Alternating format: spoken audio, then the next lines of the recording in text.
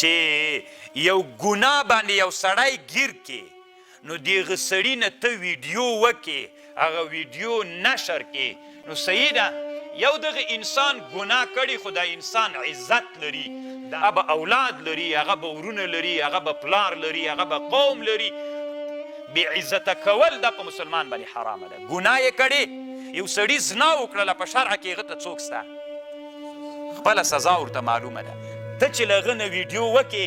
او په داسې یو حالت کې ویډیو تېر نه وکې چې هغه میډیات کې نشر کې نو یو خو دې دغه سړي هغه حتک وکړه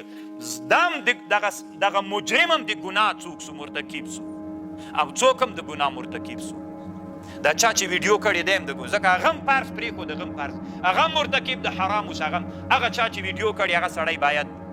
محکمه کړل سي لکه څنګه چې هغه زندان ته یوړل کېږي دا هم زندان ته یوړل سي طالبانو ورونو د نږدې ورځو کې د هرات په ولایت کې یوه پیښه وسوه تاسو ډېر به خبر یې لیدلي به مو یې طالبانو یعنې تقریبا مسلمانان یعنې ما نه بیخي ډېرو مجاهدینو غوښتنه وکړه د مختلفو ولایتونو نه چې دا اسلام کې روا ده طالبانو دا اوس هم سته که نه طالبانو چې بعضې خو داسې په دې ټولنه کې نااهله انسانان سته ده چې همغه د بېحیایي عکس دی په خپل فیسبوک باندې دغسې لګولی وي هغه وضعیت باندې لګولی طالبانو دا د انسان څومره لویه بېعزتي ده نو طالبانو ورونو صحیح ده زنا یې وکړله سړي هم زنا وکړله ښځې هم زنا وکړله بویزه د الله حکم رجم و که حد دواړه پرې باندې عملي که دا د الله حکم د بې عملي که دا ملت په دې باندې خوشحالېږي که نه خوشحالېږي ښه اوس مثلا دا خو داسې یوه ټولنه ده د افغانستان داسې زهرجنه ټولنه ده چې په دا یوه ویډیو باندې ټول خاندان وژل کېږي که نه وژل کېږي اوس مثلا هلته تاسې به هغه ویډیو لیدلي طالبانو کله چې ویډیو وکړل هغه سړي نو هر څنګه چې د ګناه یې کړې طالبانو مسلمان ده مسلمان نه ګناه کېږي ماعز اسلمي رضی الله عنه چې زنا کړې و رسول الله ته راغی صلی الله علیه وسلم جنازه یې پرې وکړله طالبانو مسلمان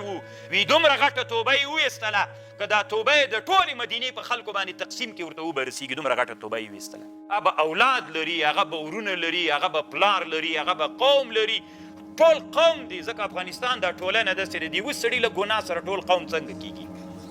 ټول قوم بدنامه کېږي ذلیل کېږي د یوې ښځې پلار لري مور لري ورونه لري خاندان لري دا داسې یوه ټولنه ده د افغانستان په ټولنه کې چې د دې ټولنې سره ټول انسانان په مځکه باندې ننوځي ټول قوم ته بدنامي رسېږي طالبانو ورونو نو خو لا ضرر ولا ضرار فی الاسلام اسلام کې به نه ته چاته ضرر رسوي نه به تا ته څوک ضرر رسوي تاسې ورسئ اوس که دا د هرات ولایت چې د هر ولایت خو دا پیښه هلته هغه سوې ده چې دا اوس تاسې هلته ورسئ پوښتنه وکړئ چې هغه قوم به څه رقم دی طالبان هغه د ښځې قوم به څنګه یو د سړي قوم به طالبانو په کوم حالت باندې الله دې په مسلمانانو رحم وکړي صحیح ده ګناه یې وکړه شرع کې خپل قوانین شته ده ورته که دا هر چا دا ویډیو کړي طالبانو ورونو باید دا سړی هم محکمه سي ځکه دم قومونو د انسانانو هتک کړی ده علامه ابن حجر طالبانو دلته په الزواجر کې یو عنوان کړي چې د مسلمان هتک د مسلمان هغه عزت ماتول دا ګناه کبیره ده نو مرتکب د ګناه کبیرې ته دلته مثبت وزارت باید دوی ته هم څوک ورکړي هغه دې که رجم یې رجم دي کړي او که بل حکم یې بل حکم دي کړي چې چا دا ویډیو کړې ده د هغوی کور صحیح ده ته که د امر بالمعروف ولی که ته عادي سړی ویډیو دې کړې ده که هر څوک یې دا سړی دې پیدا سي ولې دې بیا دې چې وکړه نشر کوله دې ولې دا طالبانو نه تنها دلته دا د سره زده کوي که یو څوک مو په ګناه ولیده ګناه یې وکړله نو د ثبوت دپاره د ویډیو تېر نه وکړه ویې ساته هلته یې وروښی نو نشر کوې ولې دا د مسلمان بې عزتي د طالبانو د مسلمانانو بې عزتي مه کوئ هتک او د یو چا حرمت و احترام ساتل دا په اسلام ان اکرمکم عند الله اتقاکم ولقد کرمنا بني آدم ما بني آدم ډېر عزتمن پیدا کړی د عزت یې وساتیه نو طالبان